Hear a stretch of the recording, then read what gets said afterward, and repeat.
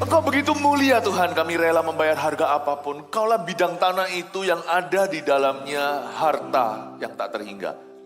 Sehingga orang menjual segala miliknya untuk memperoleh tanah itu. Di mana ada harta karun di dalamnya, harta sesungguhnya. Bukan materi, bukan kesenangan hidup, bukan promosi, bukan semua itu. You are more than important to me. You're more than enough. Engkau lebih dari cukup. Gak ada yang seperti Engkau Tuhan Yesus. Ajari gereja ini bertumbuh ke arah situ. Bahwa Engkau cukup. Terima kasih Tuhan. Increase our love. Tambahkan cinta kasih kami kepada Tuhan. Bukan hanya iman kami percaya untuk menerima sesuatu. Tambahkan kasih kami.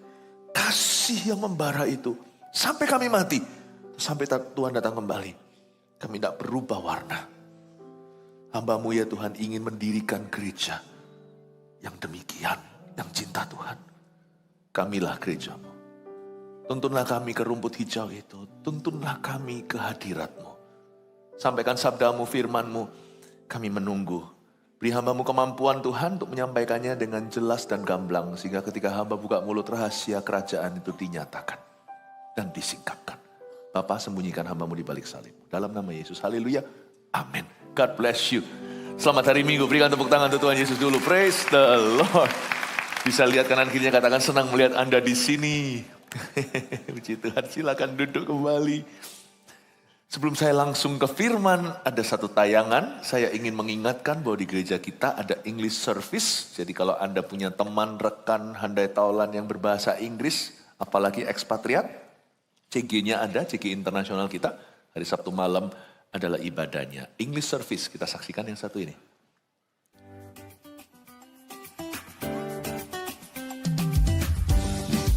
Hello everyone, I'm Andrea Filippo Lombardo. I come from Italy. I attend English service since last December for 9 months right now. And I think that English service is a good opportunity for all the expats to meet all together and to be friends and to get God's message. So I would like to invite all of you, the expats and not, to come to English service and to join with us. God, thank you and God bless you. Hello, my name is Michael Jordan Heyekamp. I'm from the Netherlands. I've been attending English service since the beginning for 9 months now. I think it's going from strength to strength. It's getting better and better. Hope to see you soon. God bless you. Hello, my name is Jericho. This is my wife Faye. We are from Singapore and we've attended GMS English service for the past 6 months. What I feel about the service is that you're not just a number. It's like a family when you come to GMS English service, and it's important to stay connected as well. And that's why we are an English CG Connect group, and we encourage you to join us. The coolest CG in all of Surabaya. Shalom, we're GMS English service, and if you're an English speaker in Surabaya, then we want to invite you to join us. Our English service is held on every Saturday at 6:30 p.m. at GMS Rooftop in Eagle Kids Building.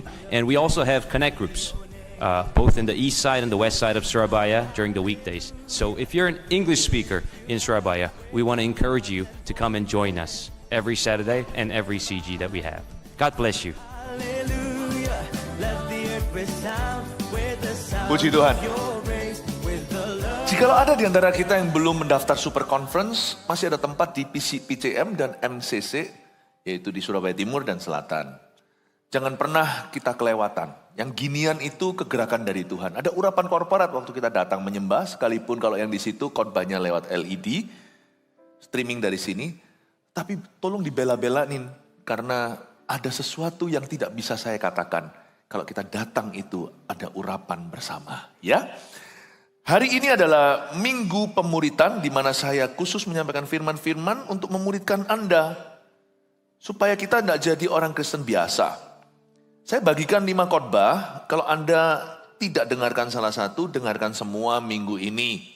Khotbah itu sebagai berikut. Ibadah pertama, jangan malu mengakui Yesus. Kesalahan umum yang dilakukan oleh orang Kristen biasanya ketika dalam pertemuan majemuk adalah, nanti Anda dengarkan sendiri. Jangan sampai kita itu menyangkali Tuhan sengaja atau tidak sengaja di depan orang. Jangan takut. Yang kedua tadi saya jelaskan bagaimana kita bisa menjadi kaya di hadapan Allah itu nggak tergantung materi kita.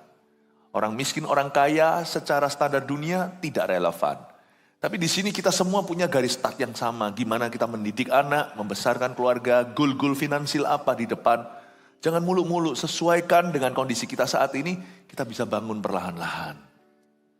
Ibadah ketiga tadi saya sampaikan miliki tujuan hidup dari sorga. Banyak orang khawatiran. Ternyata orang khawatir itu gak punya tujuan. Obat khawatir itu bukan tidak khawatir, tapi punya tujuan yang lebih tinggi. Saya jelaskan panjang lebar ibadah sebelum ini siap-siap sedia untuk kedatangannya. Banyak orang salah paham, orang Kristen gak bisa membedakan kedatangan Tuhan itu apa. Ada dua macam kedatangan Tuhan. Datang ke atas muka bumi, seperti dinubuatkan oleh para nabi dan kitab nabi-nabi. Di kitab Wahyu juga, tetapi ada rapture, bertemu Yesus di angkasa 1 Tesalonika 4. Nah, gimana kita sebagai orang Kristen di akhir zaman ini harus hidup dengan kepercayaan tiap hari bisa jadi rapture terjadi atau pengangkatan. Saya jelaskan orang kalau tertinggal seperti apa, penting dari waktu ke waktu gereja diingatkan. Dengarkan sendiri, ini semuanya membentuk kita jadi murid Kristus yang efektif di akhir zaman. Kebaktian terakhir ini saya mau khusus menekankan bahwa ikut Yesus itu mudah-mudah susah. Mudah karena dia cinta kita dan Allah kita itu berkuasa. Tapi susahnya di sini ada harga yang harus kita bayar memang. Karena dunia ini tidak ramah.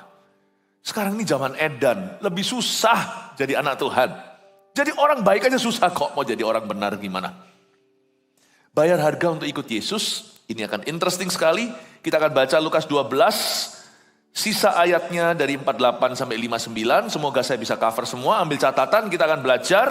Saya akan bacakan beberapa ayat berhenti di sana, lalu saya akan jabarkan ayat 49, aku datang untuk melemparkan api ke bumi.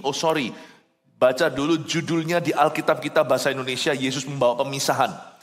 Jadi langsung gamblang di depan bahwa membayar harga untuk ikut Yesus itu beneran ada. Dalam hal ini, Yesus membawa pemisahan, tak terkecuali dengan orang-orang yang paling dekat sama kita, kadang-kadang pemisahan itu terjadi. Why? Mari kita lihat. Aku datang untuk melemparkan api ke bumi, dan betapakah aku harapkan api itu telah menyala. Ini kata-kata Tuhan Yesus loh. Aku harus menerima baptisan, dan betapakah susahnya hatiku sebelum hal itu berlangsung. Kamu menyangka bahwa aku datang untuk membawa damai di atas bumi? Tanda tanya. Bukan.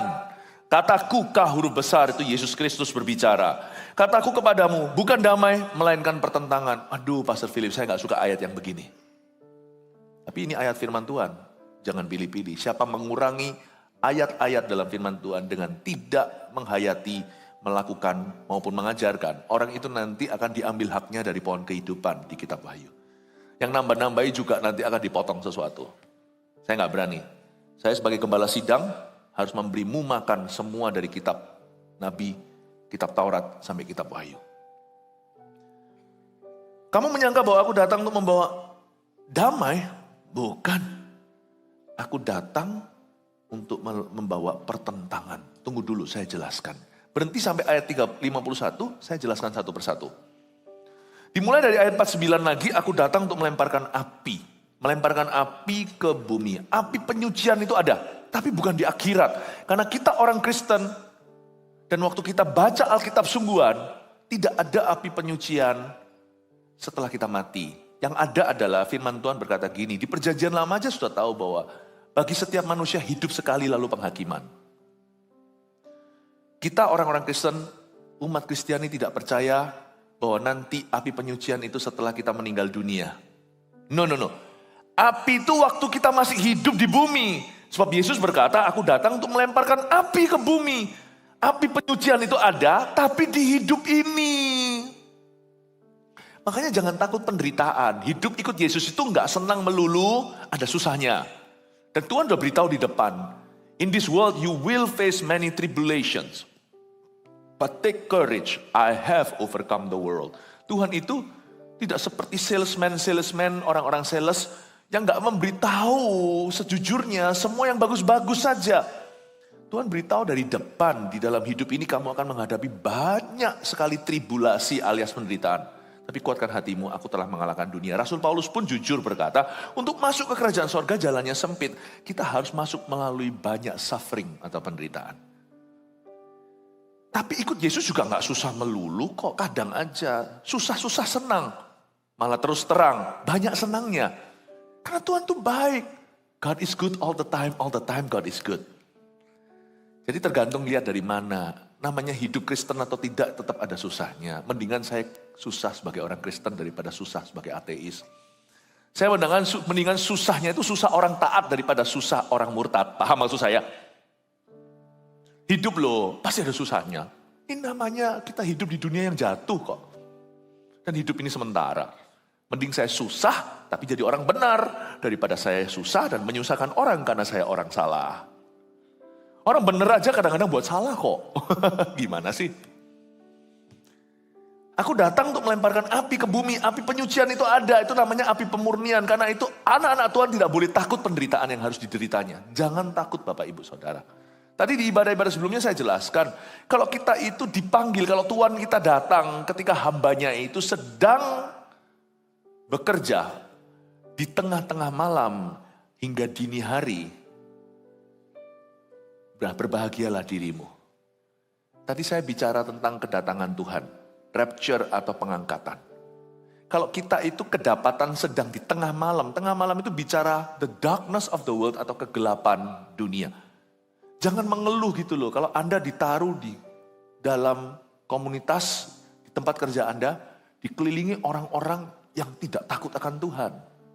Jangan marah kalau Anda dianiaya di rumah gara-gara Anda pelayanan. Itu memang sudah menjadi resiko tanggung penumpang. Kalau kita mau numpang sama kehendak Tuhan. Aku datang untuk melemparkan api, jangan takut penderitaan. Orang Kristen tidak boleh gampang menyerah. Orang Kristen tidak boleh nyalinya kecil kalau bicara soal righteousness atau kebenaran. Carilah dulu kerajaan sorga dan kebenarannya itu, it comes at a price. Orang yang mencari kerajaan Allah, dunia ini gak suka kerajaan Tuhan. Sebab di dunia ini ada kerajaan iblis. Dan mencari kebenarannya lebih banyak orang salah hari ini. Orang mau sungguh-sungguh memberitakan firman Tuhan, wah, disalah mengerti. Orang mau bersih, yang sana menyerukan kalian picik kalau tidak menerima LGBT. Susah. Mencari kebenarannya itu gak gampang. Aku datang untuk melemparkan api ke bumi. Dan betapakah aku harapkan api itu telah menyala. Tuhan itu bilang begini loh, jangan hindari penderitaan yang perlu kau alami. Jangan izinkan dirimu dianestesi atau dibius untuk sementara waktu. Kalau bisa cepat hadapi. Waktu saya masih kecil saya melihat teman-teman saya harus minum waktu lagi vaksinasi. Saya lupa itu di sekolah ada vaksin apa zaman itu. Saya dari kecil itu sebenarnya nyali saya nggak besar. Saya anak kedua, selalu ada koko yang jaga. Saya itu bukan leader, saya itu nggak pernah lahir sebagai pemimpin. Tapi waktu kecil saya bisa mikir sendiri. Teman-teman saya itu mau disuntik. Nangis tambah lama. Tambah proses penderitaannya terulur. Waduh, betul-betul dihajar sama guru atau siapa. Diginikan, ayo cepet. Wah, tambah takut. Jangankan disuntik, minum puyer. Waduh, kalau minum obat, wah tambah lama kan. Saya mikir aku kalau dipiting kanan, piting kiri.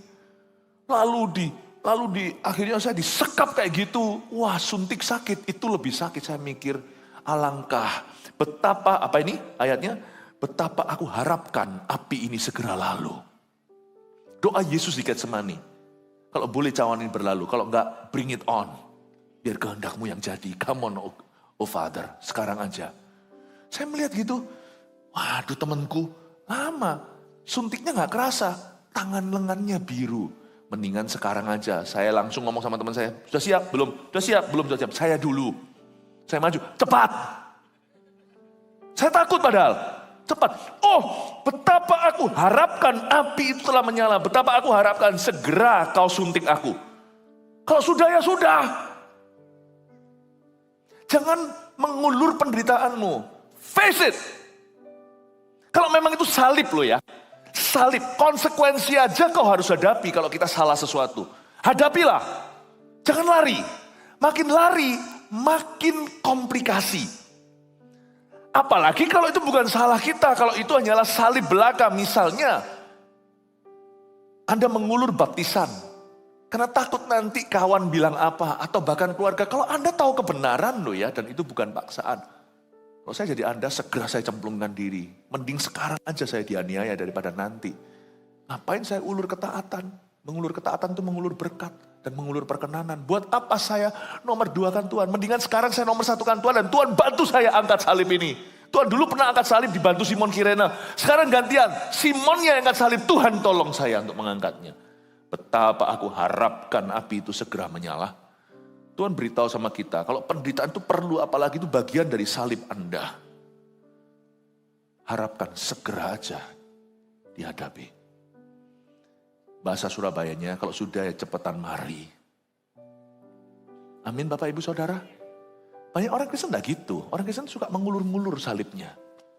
Nanti saja. Lebih banyak orang kayak gitu. Saya tuh enggak pernah ngerti tuh. Sebab kalau kita sungguh-sungguh peka, kita tahu bahwa salib itu baik untukku. Salib itu baik untuk kita. Cepat aja. Kalau nggak boleh cawan ini berlalu, jangan tanggung gitu loh. Doa Getsemani itu itu terapkan. Kalau boleh ini berlalu, Bapak nggak menjawab. Kalau Allah tidak menjawab kita, itu berarti tidak. Kita harus mengerti. Kalau Tuhan bilang iya, itu Tuhan pasti bilang iya. Kalau Tuhan bilang tidak, itu pasti tidak. Tapi karena tidak pertama itu kita tolak. Jadi kalau kedua, 3 kali kita paksa. Kalau Tuhan diam saja, tahu dirilah, berarti tidak. Bolehkah cawan ini berlalu? Nggak ada suara. Tuhan Yesus sebagai anak Allah tahu hati Bapaknya. Langsung berkata, tapi bukan kehendakku yang jadi, melainkan kehendakmu. Langsung tahu diri.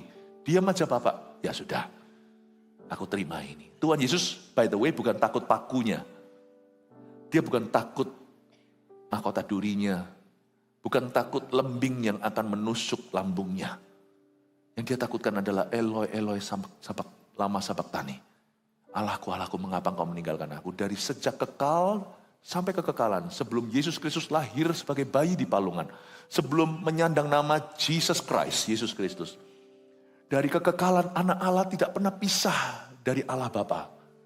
Hari itu Jumat Agung terpisah. Barang cuma berapa jam. Kalau kekekalan tidak pernah pisah, berapa jam terpisah karena Anda dan saya. Dia tidak berdosa, tapi dia jadi dosa karena kita. Itu yang Tuhan Yesus takutkan. Dan dia berkata, kalau nggak bisa lewat, ya sudah, come on, bring it on. Nggak lama setelah itu, datanglah Yudas menjual dia.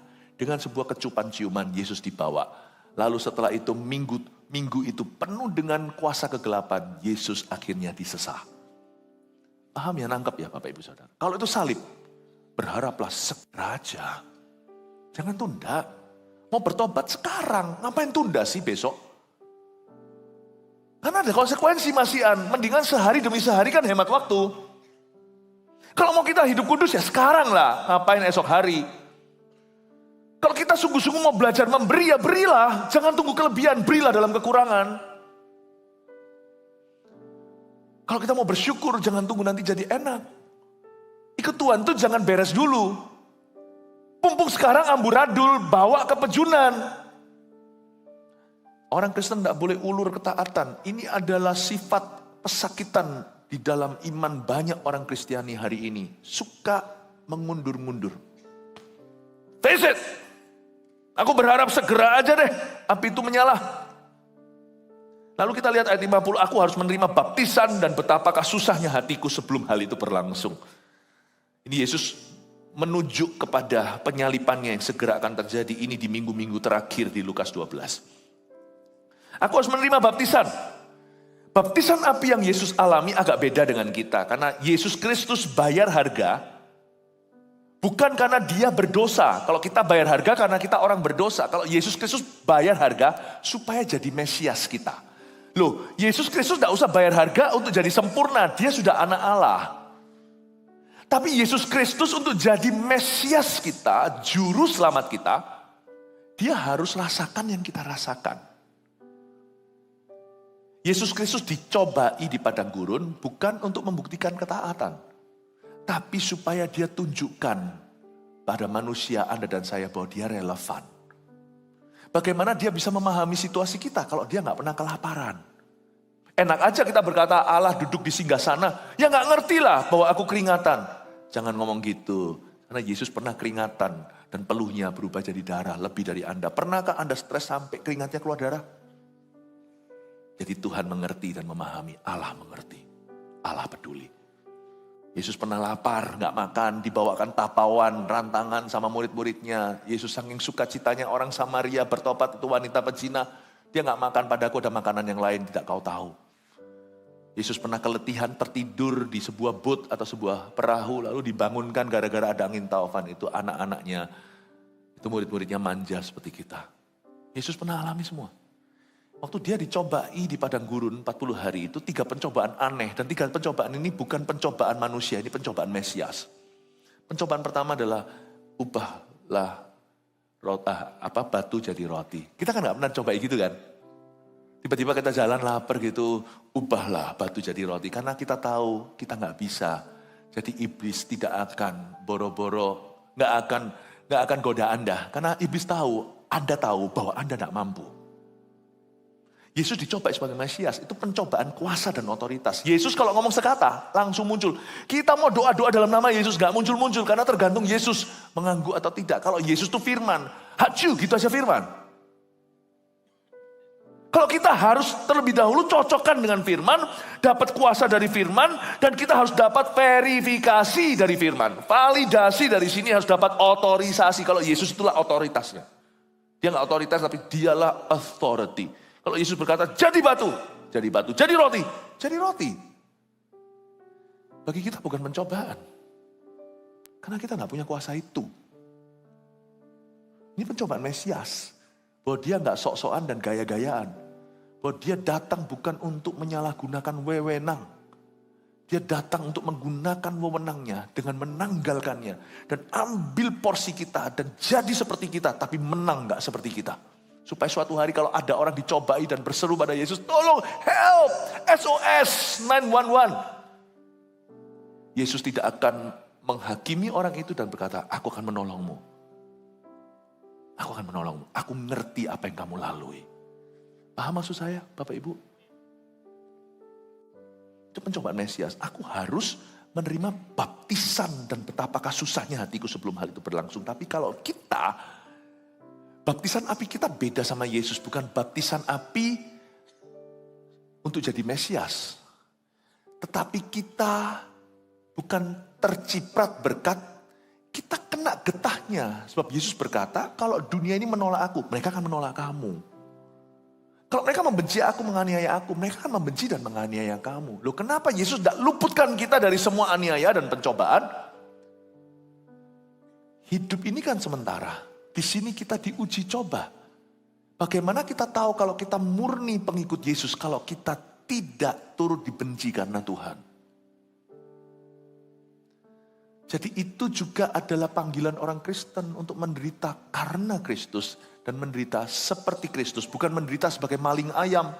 Kalau kita menderita karena kita berzina, kita digebukin sama keluarganya. Nah itu jangan berkata, oh salib, itu bukan salib, itu salahmu.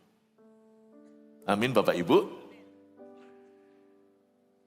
Tapi bagaimana kita tahu bahwa kita adalah pengikut Kristus? What set us apart? Apa yang membedakan kita dengan orang dunia adalah attitude atau sikap hati orang dunia terhadap kita. Mereka melihat kita beda dan mereka gak suka. Kenapa seluruh bumi ke arah antikristus, ke arah LGBTQ, ke arah segala sesuatu, pokoknya melawan prinsip-prinsip firman Allah. Kenapa kalian jalannya beda arah? Dan di situ mereka mulai berkata sesuatu. Bagaimana kita bisa tahu bahwa kita pengikut Kristus kalau bukan karena baptisan api di dunia ini? Kita tuh mengalami getahnya loh, sungguhan. Kalau Anda sebagai orang Kristen, saya sebagai orang Kristen plus pendeta. Di luar sana itu banyak orang yang gak suka pendeta segalanya itu. Saya gak kenal mereka gak kenal saya. Sekali ketemu tahu saya pendeta, tunjukkan wajah. Saya gak marah. Itulah bagian karena engkau aku dicela. Pemazmur pernah berkata, karena engkau aku dicela. Paulus pernah berkata, setiap hari aku diperhadapkan. Aku dibawa seperti domba ke tempat sembelihan. Bagaimana Anda tahu kalau Anda milik Kristus? Materainya di mana? Yaitu dari tadi, baptisan api. Karena itu jangan mengeluh kalau ada orang tidak suka sama Anda karena kebenaran. Janganlah Anda marah sama Tuhan, kok malah marahi Tuhan? Itu meteraimu, saudaraku. Bukannya harus semakin intim dengan Tuhan Yesus karena kita nggak punya siapa-siapa lagi di dunia ini. Gereja hanya punya Tuhan. Bukannya harus kita semakin erat. Bukan diantara kita tukaran. Sampai antikristus terjadi nanti itu kita selalu minoritas sekalipun kebangunan rohani terjadi di mana-mana. Tetap dunia ini ke arah anti Tuhan. Bapak ibu saudara, janganlah Anda mengeluhkan kalau Anda harus menderita karena firman. Amin Bapak Ibu. Mendingan saya daripada kasih Anda firman happy ya. Mendingan saya kasih Anda firman yang membooster Anda. Kalau Anda hadapi di luar sana segala tantangan, Anda akan merasa semua tantangan itu tidak mempan. Saya mempersiapkan jemaat yang saya gembalakan.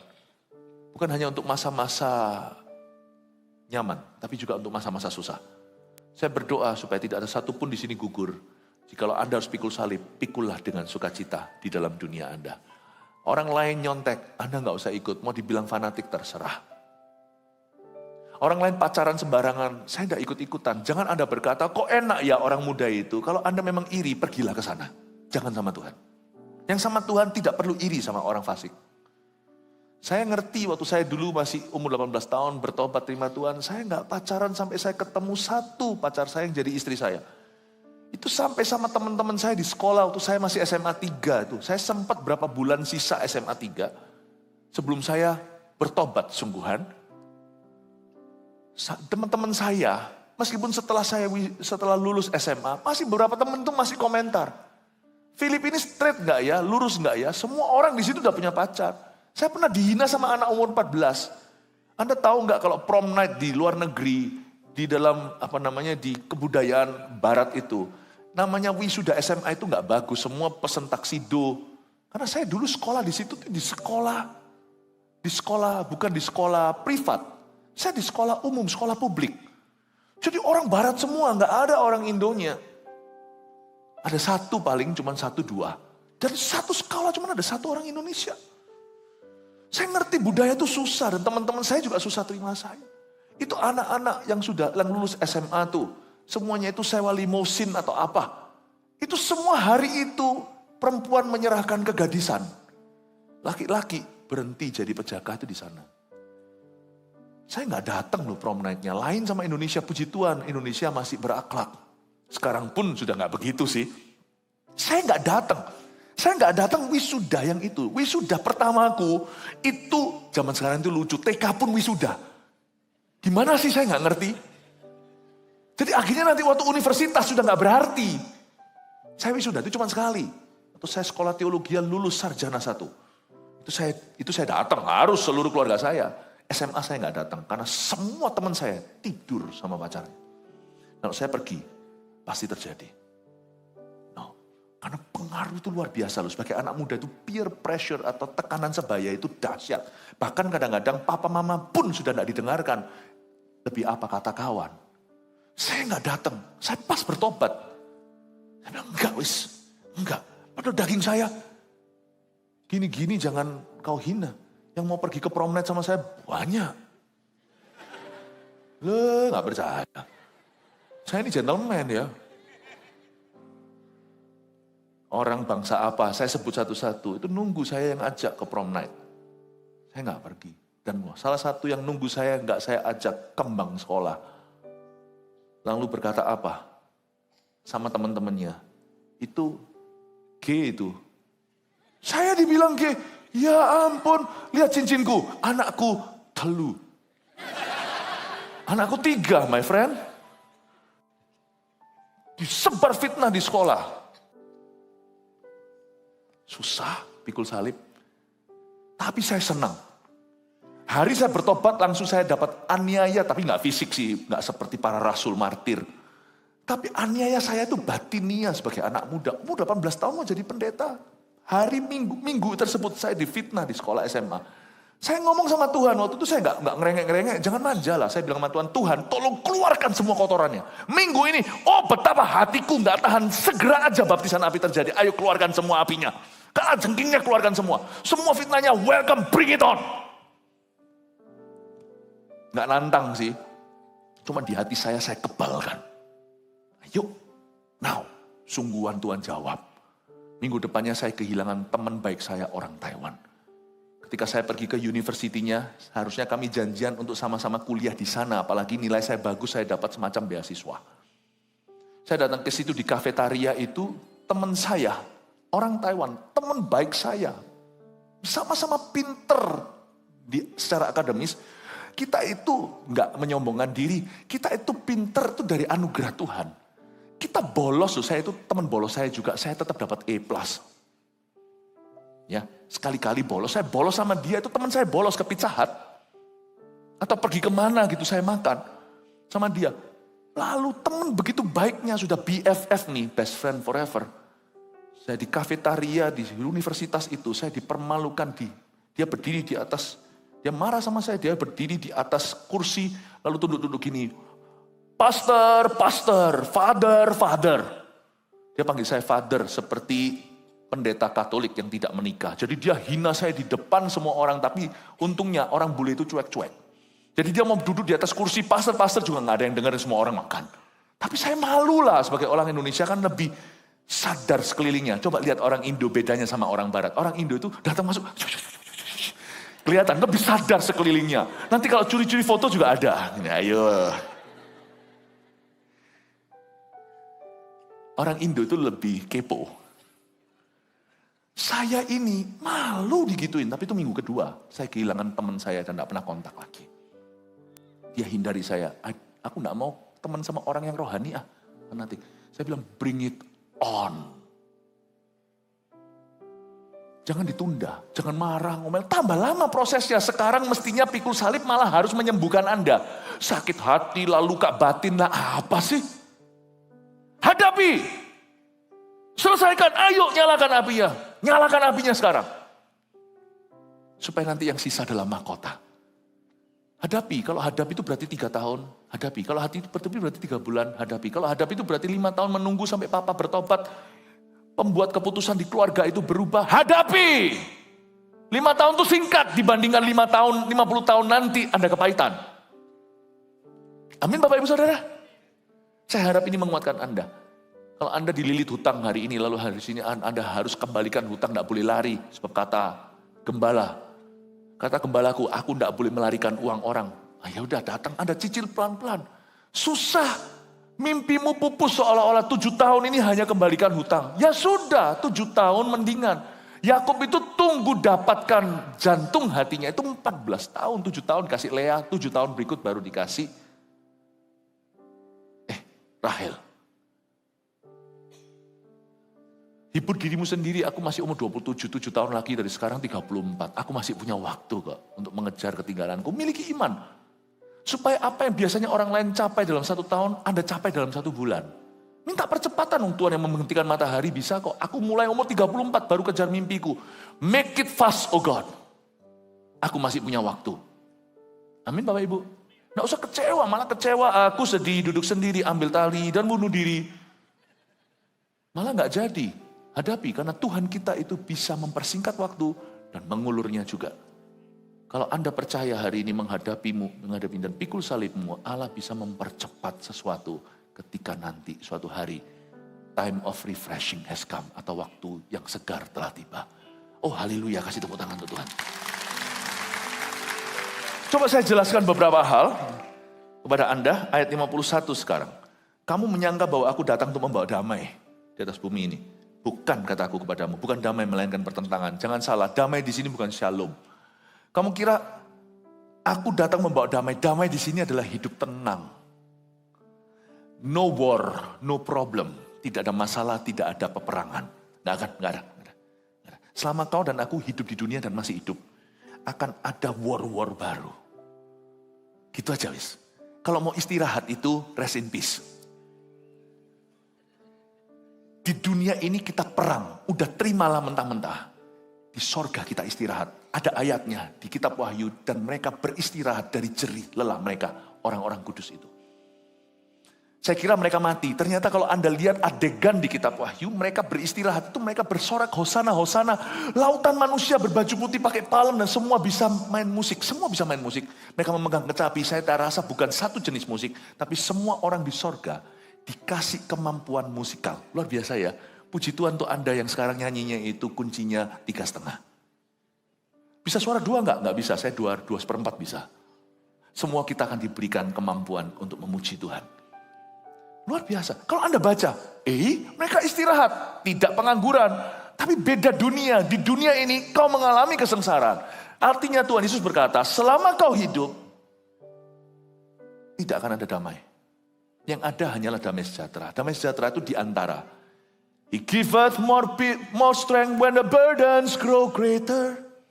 He added more strength when the labors increase. Ada lagu lama. Tapi mungkin tidak tahu ya, kuncinya ketinggian lagi. Tadi menghina orang 3,5, sekarang sendiri juga ketinggian. Ada satu lagu itu bagus, lagu himnal lama. Kepada orang yang menanggung lebih, Tuhan kasih damai lebih. Damai yang dimaksudkan di sini bukan damai sejahtera. Damai di sini maksudnya aku mau hidup tanpa masalah. Aku mau hidup disukai semua orang. Aku mau hidup itu aman-aman dan tenang. Gak mungkin bisa 100% aman, gak mungkin bisa 100% tenang. Kalau ada di sini orang yang merasa bosan dengan hidup penuh dengan pertentangan, berarti orang itu bosan hidup. Selama engkau dan aku hidup, masih akan ada api. Get ready. Kalau kita mau sungguhan pensiun, itu bukan di dunia. Kalau kita mau istirahat dari jerih lelah, itu di sorga. Waduh, kok pesimis ya? Enggak pesimis. Indahnya di sini. Di tengah-tengah semua permasalahan yang diizinkan, Tuhan itu menyediakan oasis yang bukan fata morgana. Dari waktu ke waktu, He prepares peace for us. And joy. Dan sukacita dan kasihnya tidak pernah meninggalkan kita. Yesus berkata, kamu menyangka aku datang untuk membawa damai di bumi? Kalau kamu mau hidup tenang versimu, hidup tak ada peperangan, tidak ada peperangan rohani lagi. Misalnya, kalau nggak hati-hati ya, setan itu ada di mana-mana. Pernahkah Anda itu udah kerja keras, udah nabung lama, dan sudah sangat mengantisipasi liburan dengan keluarga? Misalnya nggak usah jauh-jauh ke Bali, atau kalau di Surabaya sini ke Malang, atau ke Batu ada zoo, ada kebun binatang, atau yang jauh sekalian misalnya ke Jepang, kemana, lihat ada promo, udah beli jauh hari, pernah nggak?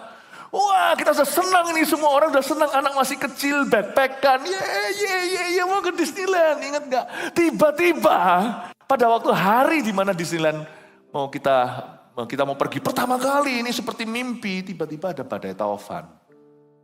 Nggak jadi, hidup penuh dengan nggak prediksi, tapi kadang-kadang lain lagi masalahnya. Udah mau pergi, si kecil sakit panas tinggi. Ternyata demam berdarah.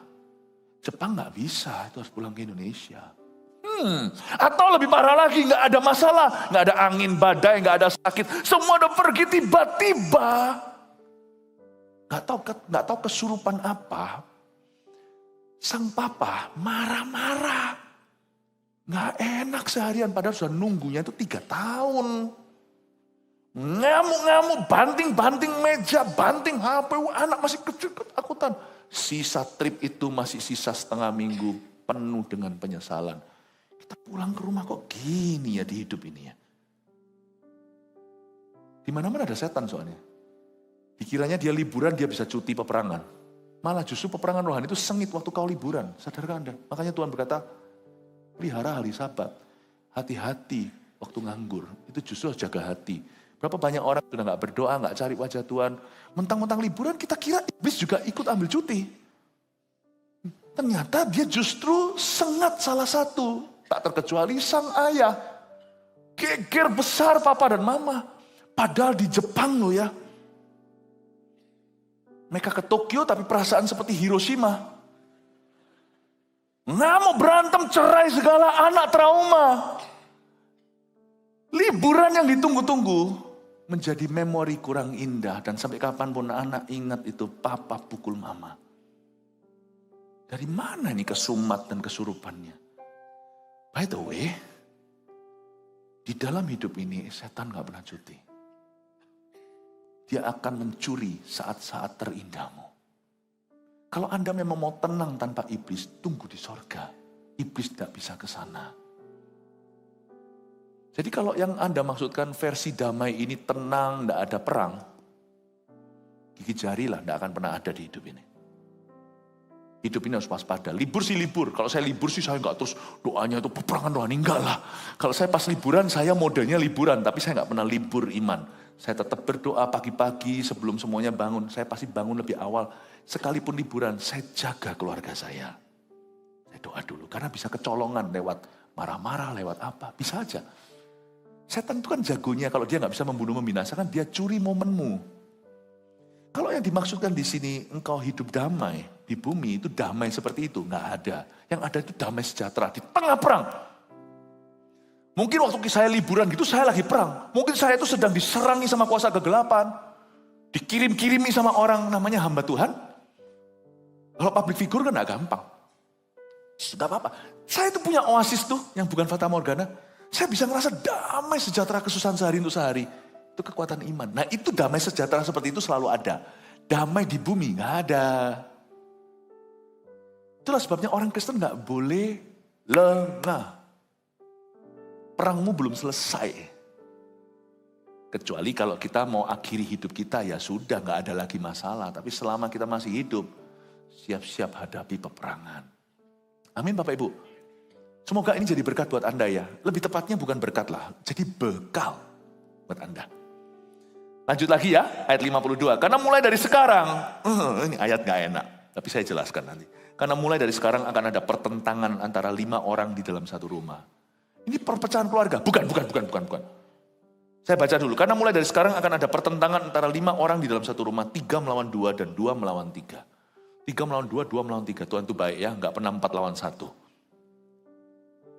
Kenapa? Tuhan itu gak pernah izinkan Anda tanpa teman waktu menghadapi. Dari antara 3 dan 2 ini terjadi pertentangan. Pertentangan yang dimaksudkan oleh Yesus. Yesus itu adalah roh persatuan, roh kudus. Dia bukan roh perpecahan. Tetapi kadang-kadang ada pertentangan yang tidak bisa dihindarkan. Mengapa? Karena ayat 52 ini pertentangan bukan konflik keluarga yang kita kenal. Kalau yang kayak gitu itu karena sifat keras. Dari mana pertentangan, dari mana perseteruan di antaramu, kata Yakobus, dari kekerasan hatimu, engkau nafsu, engkau mengingini sesuatu tidak berdoa, atau engkau berdoa dan doamu tidak dikabulkan karena yang kau doakan hanyalah untuk memuaskan dirimu. Dari mana pertengkaran di antaramu, dari nafsu yang berjuang di dalam dirimu, bukan itu. Ini bukan pertentangan keluarga, berantem karena sama-sama punya ego, sama-sama keras hati, sama-sama gengsi, bukan. Ayat 52 bukan itu, ini juga bukan pertentangan konflik karena karakter. Tapi ini konflik karena pendirian iman, ini lain. Saya kasih contoh. Ada orang yang bukan mahasiswa lah, sudah jangan mahasiswa, nggak tentu. Ini orang dewasa, sama-sama sudah punya keluarga. Bisa jadi karena papanya belum dalam Tuhan, dan papanya itu sangat controlling, susah dia untuk dibaptis, paham maksud saya? Dia nggak bisa karena papaku belum. Nah ini pertentangan, yang kayak gini itu pertentangan yang memang tanda kutip dari Tuhan. Karena untuk Anda mengenapi Kisah Rasul 16:31, percayalah kepada Tuhan, engkau dan seisi rumahmu akan diselamatkan. Itu harus ada satu tumbal dulu. Tumbal dalam dunia Tuhan itu bukan namanya tumbal, tapi namanya domba yang dikorbankan. Harus ada yang bayar harga di depan. Coba Anda lihat ya, satu keluarga itu biasanya dimulai dari 1-2 dulu, lalu seluruh keluarganya dalam Tuhan. Harus ada yang mulai, telur dan ayam mana dulu? Telur pun harus dipecahkan, kalau ayam harus bayar harganya. Dia gak bisa, dan doa gini gak didengar sama Tuhan. Tuhan, karena dia dulu yang sadar kan. Dia yang sadar, dia yang harus dibaptis karena dia yang kenal Tuhan kan. Papanya kan belum dalam Kristus kan keyakinannya beda kan. Dia gak bisa doa gini sama Tuhan. Doa seperti ini gak mendatangkan damai, tapi mendatangkan api. Tuhan tidak akan jawab doanya. Kecuali doanya begini, bring the fire on. Baru Tuhan sertai keputusannya. Kalau dia berdoa, Tuhan aku mau dibaptis, kalau papaku izinkan. Lain cerita kalau Anda umur 11. Nah ini kalau sudah umurnya 35, 40. Aku berdoa supaya papaku izinkan. Kalau sungguhan papanya izinkan, dia baru dibaptis. Sekalian waktu dibaptis dalam nama Bapa, Putra, Roh Kudus, dan Agus. Baptisan itu cuma Tritunggal, enggak kuartet tuh, kuartunggal. Tuhan enggak suka, Tuhan cemburu. Tuhan akan jawab. Karena nanti baptisan dalam nama Allah Bapa, Putra, Roh Kudus. Enggak ada Pak Agus. Apanya namanya Agus Setiawan. Enggak ada Pak Setiawan. Yang ada hanyalah dalam nama Tuhan. Tuhan akan jawab, ubah dulu. Enggak. Kalau kamu enggak taat, kamu binasa. Papamu pun tanpa pengharapan, karena kamulah tumbal dalam keluarga ini. Kamulah yang pikul salibnya. Kamulah domba sembelihannya.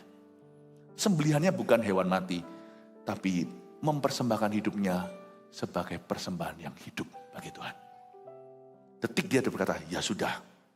Betapa aku harapkan api itu telah menyala. Come on, dibaptis dia.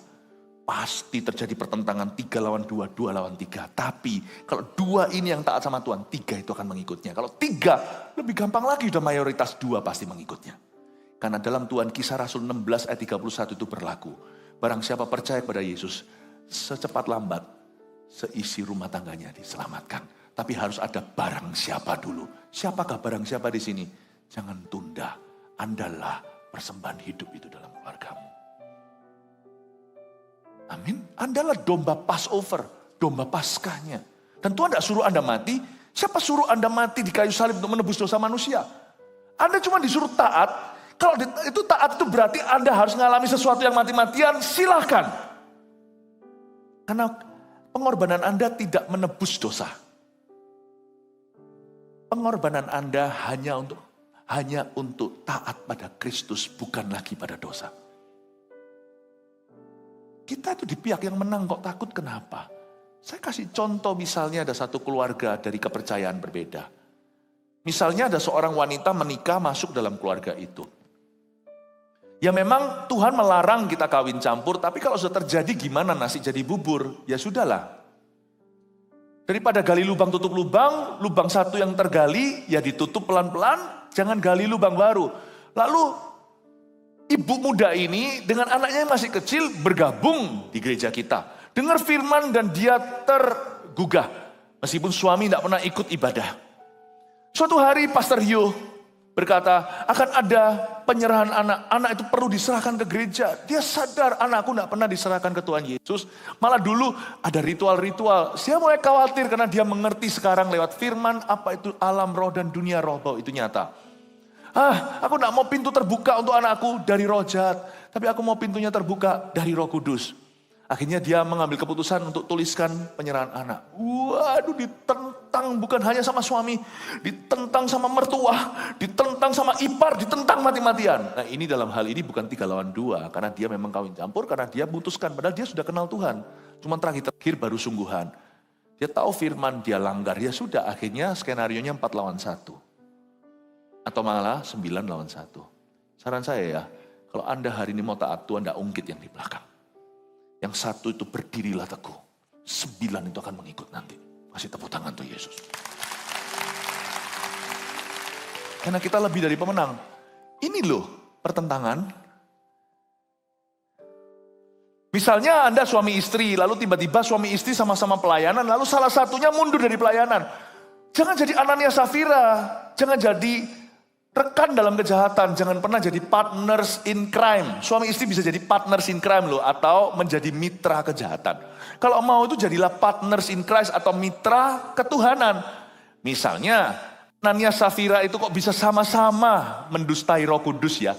Bahkan mereka itu loh bisa, bukan hanya dia mendustai Roh Kudus dengan cara mendustai Petrus. Kok bisa ya? Itu suami istri kan. Mereka itu hidup di zaman kebangunan rohani pertama loh. Saya curiga mereka itu mungkin salah satu yang ngalami Pentakosta. Gelombang 1, 120 atau gelombang 2. Ketika mereka menjadi 5.000 goncang tempat itu. Saya nggak tahu. Kok bisa ya? Suami istri loh sama-sama dustai Allah. Jangan jadi suami istri kayak gitu. Jadilah seperti Priscilla Aquila. Priscilla Aquila dalam Alkitab itu mereka itu bagus. Priscilla Aquila itu saling melengkapi. Priscilla itu yang perempuan, Priscilla itu lebih fasilida. Kalau saya pelajari dalam sejarah gereja, dia lebih fasilida. Aquila itu lebih kaku, tapi Aquila itu orangnya stabil karakternya. Priscilla lebih bisa mood swing. Tapi Aquila itu lebih stabil. Ini mereka berdua ya, gak pernah barengan kalau mood swing. Gak pernah barengan. Kalau mesti yang kurangnya apa, yang ini itu. Kalau ini lagi marah, ini lagi sabar. Gak pernah jadi mitra kejahatan. Tapi selalu jodoh dalam perkara Tuhan. Gak pernah jodoh kalau dalam hal-hal dosa dan salah. Misalnya, suami istri sama-sama pelayanan, sama-sama gereja yang suaminya mundur. Lalu sekarang dia mulai, karena dalam dunia kerja, dia mulai hangout atau mulai dia itu bergaul dengan orang-orang yang kepahitan sama gereja. Kepahitan sama gereja. Sang istri harus lihat ini sebagai tanda dari awal sebelum dia sendiri akan mengalami yang namanya second hand smoking. Dia sendiri gak kepahitan, tapi gimana namanya bisikan bantal itu dahsyat. Lebih hebat daripada kita meeting direksi, bisikan dari guling bantal itu lebih luar biasa. Lah kalau suaminya bombardir terus dengan kepahitan terus, cepat lambat. Kalau Anda jadi istri orang kayak begitu, Anda mesti syafaat. Anda minta covering. Gak boleh cuman remehkan, gak apa-apa, sekarang gak apa-apa. Cepat lambat dia pasti berhasil menyeretmu karena pergaulan yang buruk merusak kebiasaan baik. Nah kalau pergaulan buruk itu bisa dihindari, gampang. Suami istri mana bisa menghindar. Anda minta covering dari saudara seiman, doakan suamiku mundur. Anda harus ngerti target iblis berikutnya adalah you. Anda pasti dibuat mundur. Second hand smoking itu bahaya. Orang mengisap rokok, ngepul gini itu dia kena paru-paru juga bisa. Tapi bahkan ada kerabat kami yang dokter curiga kan gak bisa dibuktikan kalau kanker itu dari apa. Gak pernah loh merokok, gak pernah apa. Paru-parunya bisa kanker kayak gitu itu kan gak masuk akal. Ternyata suaminya ngepul seperti sepur. Sepanjang usia pernikahan mereka. Ya kena lah ya. Bisa lebih jahat loh. Suaminya meninggal fine-fine saja. Tidak KKR paru-paru ya. Itu harus. Bukan kanker paru-paru. Suami tidak kanker paru-paru. Istrinya mati dengan kanker paru-paru. Istrinya tidak pernah merokok. Kepahitan itu menggerogoti seseorang. Tapi orang yang mendengarnya lebih kepahitan dari orang itu. Padahal orang itu sendiri tidak sekepahitan itu. Kita yang kesumat yang mendengarkan. Padahal kita nggak pernah dengar dari sisi sebelahnya. Pernahkah Anda melihat? Kalau Anda adalah orang seperti itu, ini pertentangan terjadi. Karena spirit Anda udah beda. Udah tidak sepadan. Anda mesti minta covering. Di CG Anda minta secara khusus teman-teman doakan. Tidak usah mempermalukan suami. Tapi orang-orang bisa Anda percaya, doakan aku ekstra. Supaya aku jangan keseret. Malah justru supaya rohku lebih kuat. Sebab peperangan kita bukan melawan darah dan daging. Peperangan kita itu melawan roh. Melawan spirit yang ada di dalam orang itu sedang bekerja dengan giat. Kita berdoa supaya suamiku cepat lambat ditarik. Dan Anda harus aktif menariknya ke gereja. Bukan Anda ditarik ke dalam kepahitan. Itu yang dimaksud di ayat 51. 3 melawan 2, 2 melawan 3. Anak Anda masih kecil. Masih kecil lalu tiba-tiba waktu kecil masih umur sekian itu dia kira dia wanita padahal dia pria. Aku cewek. Janganlah Anda langsung curiga bahwa anak Anda itu homoseksual. Anak kecil itu belum terbentuk yang namanya konsep seksualitanya. Misalkan kalau waktu anak Anda kecil itu alergi sesuatu atau asma. Bukankah Anda kasih semprotan dan suruh dia melakukan hal-hal yang akan menyembuhkan? Bukan asma, ya sudah asma, anak asma, yes, congratulations, selamat anak asma. Enggak, Anda tidak akan menerima keadaan itu kalau Anda tahu itu cacat celah dalam kesehatannya. Anda akan melakukan sesuatu untuk mengubahnya. Makanya asma di masa kecil dokter berkata itu bisa lewat kalau diatur dengan benar. Maksudnya bisa sembuh. Leukemia aja, kanker darah aja ada yang ditreatment dari kecil, enggak menyerah kok. Berkebutuhan khusus aja ada yang jadi orang-orang yang sungguh-sungguh bisa berperilaku baik. Kalau diperangi dari kecil. Misalnya anaknya suka pakai sepatunya mamanya, pakaiannya. Anda jangan, wah gitu tambah anaknya, dapat perhatian. Lain kali dia pakai itu bukan karena dia rasa dia wanita. Dia dapat perhatian mama, paham maksud saya. Kalau anaknya pakai sepatu gitu jangan berkata, anakku gay ini, jangan begitu. Anda ajak dia. Kalau dia kurang figur ayah, kasih figur ayah lebih, ngomong sama papa, dad. Rasanya dad ini harus banyak masuk ke anak ini. Nggak boleh sama mama terus. Oke. Lakukan sesuatu. Jangan takut dulu, wong dia baru umur 4. Baru umur 7. Nanti kalau dia tanya umur 9, kenapa ya? Kok aku suka sama temanku?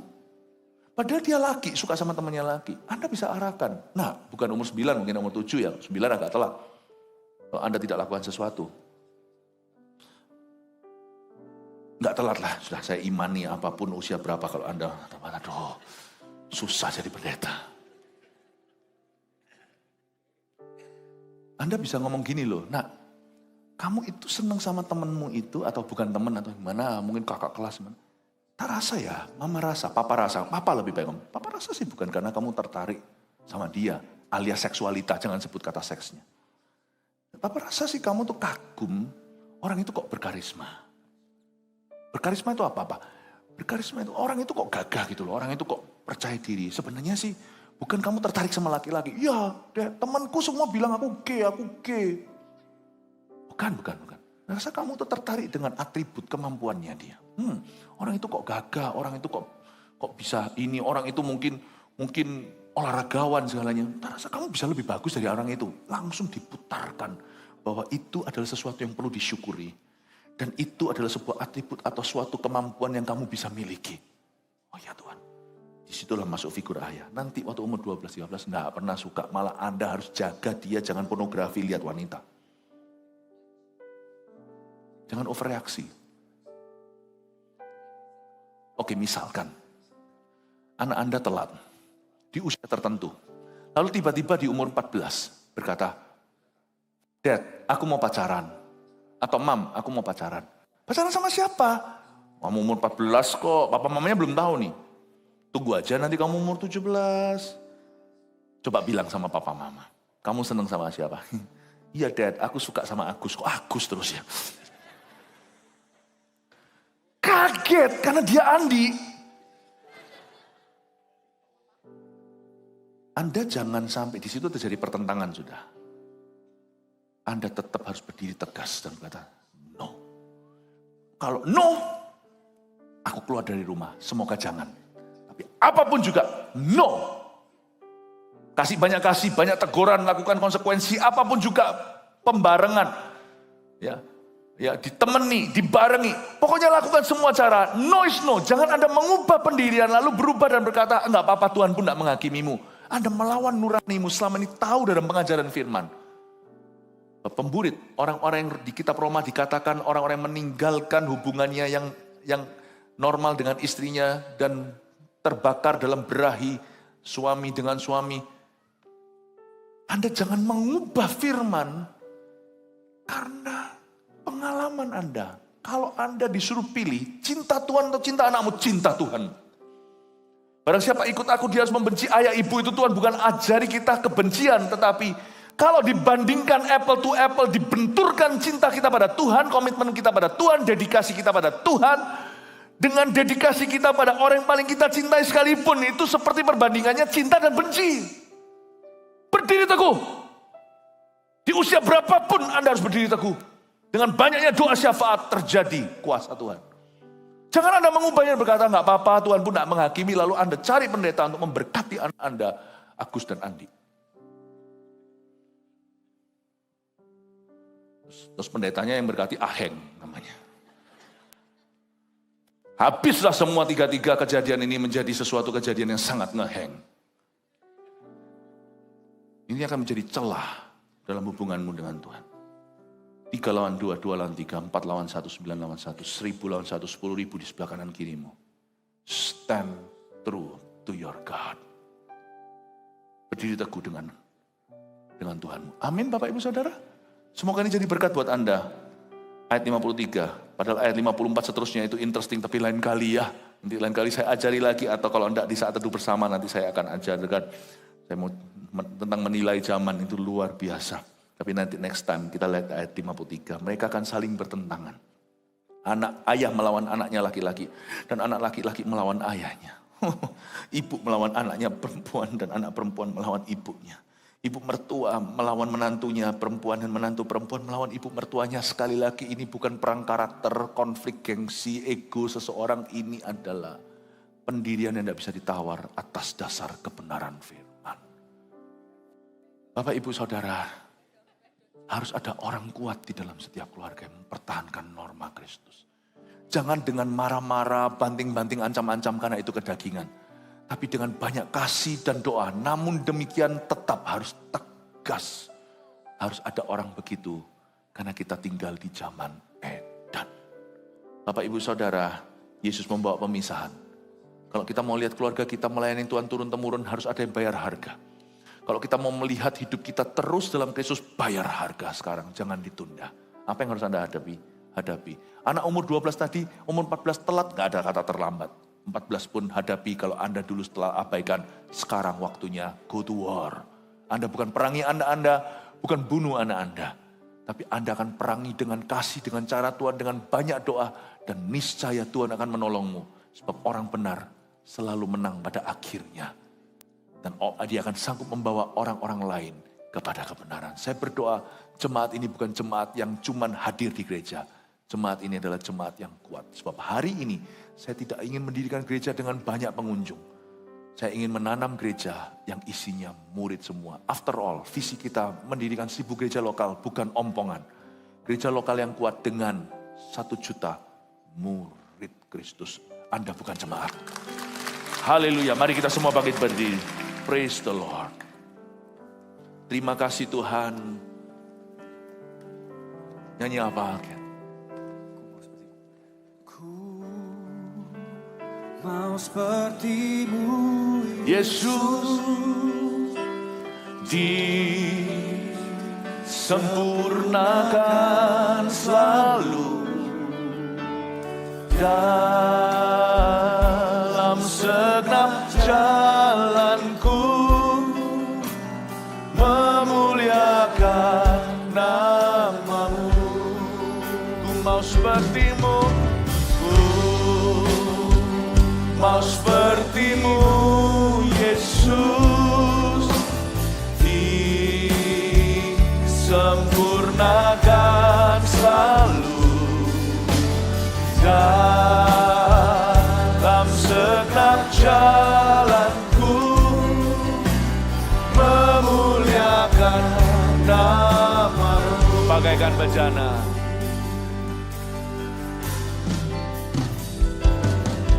bagaikan bencana, siap dibentuk. Demikian hidupku di tangan-Mu. Dengan urapan kuasa Roh-Mu, ku dibaharui selalu. Jadikan Allah dalam rumah-Mu. Inilah hidupku di tangan-Mu. Bentuklah seturut kehendak-Mu. Pakailah sesuai rencana-Mu. Ku mau seperti-Mu Yesus. Yesus disempurnakan selalu dalam segenap jalanku, memuliakan nama-Mu. Mau seperti-Mu,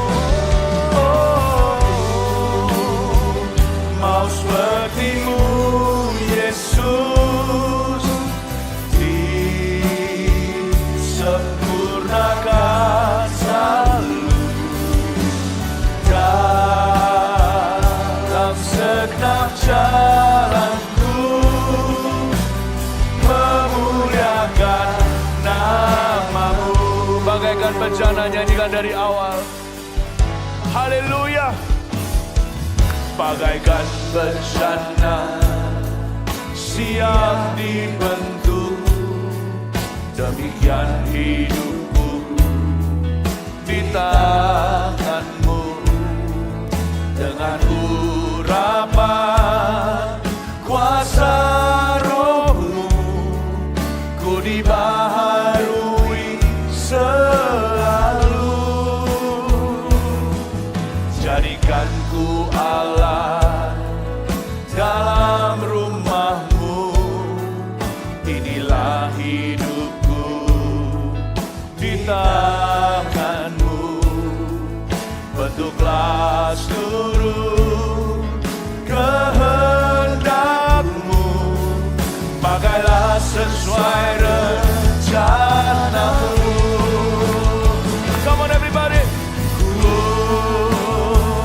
mau seperti-Mu Yesus, disempurnakan selalu dalam segenap jalanku, memuliakan nama-Mu. Ku mau seperti-Mu Yesus, disempurnakan selalu dalam segenap jalanku, memuliakan nama. Dalam segenap jalanku, dalam segenap jalanku, memuliakan nama-Mu. Dalam segenap jalanku, dalam segenap jalanku, memuliakan nama-Mu. Dengan cepat saja saya buka altar call untuk mendoakan orang-orang yang sekarang mesti memikul salib tertentu. Dan Anda merasa perlu dikuatkan dan didoakan untuk menghadapi itu. Hanya Tuhan yang tahu. Nanti kita akan berbahasa lidah, berbahasa roh dalam bahasa rahasia sorga. Kita sebagai gereja Tuhan bersama-sama akan mendoakan Anda. Kalau Anda butuh didoakan, Anda tahu Anda menghadapi sebuah tantangan dan Anda butuh penguatan dari Tuhan, altar call ini akan menguatkanmu. Majulah ke sini, kita nyanyikan lagu ini. Ku mau seperti-Mu Yesus. Come. Ku mau seperti-Mu Yesus, disempurnakan selalu dalam segenap jalanku, memuliakan nama-Mu. Ku mau seperti-Mu, ku mau seperti-Mu Yesus,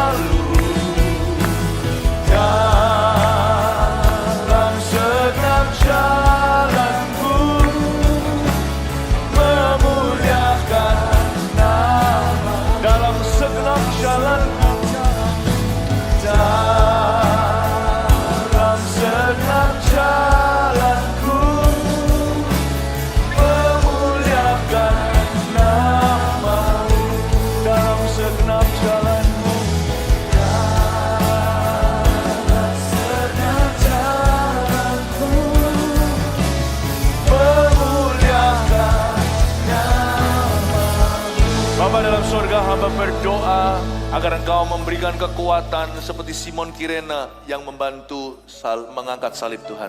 Tuhan Yesus, Engkau yang menolong mereka untuk mengangkat salib mereka. Engkau pernah mengangkat salib lebih berat.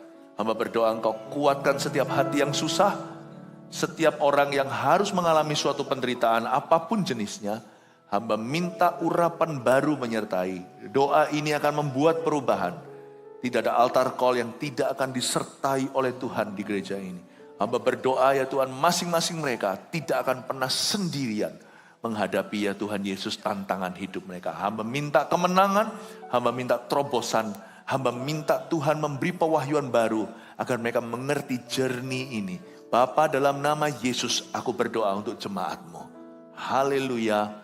Amin. Kasih tepuk tangan untuk mereka. Terima kasih sudah didoakan. God bless you. Anda bisa kembali ke tempat duduk Anda.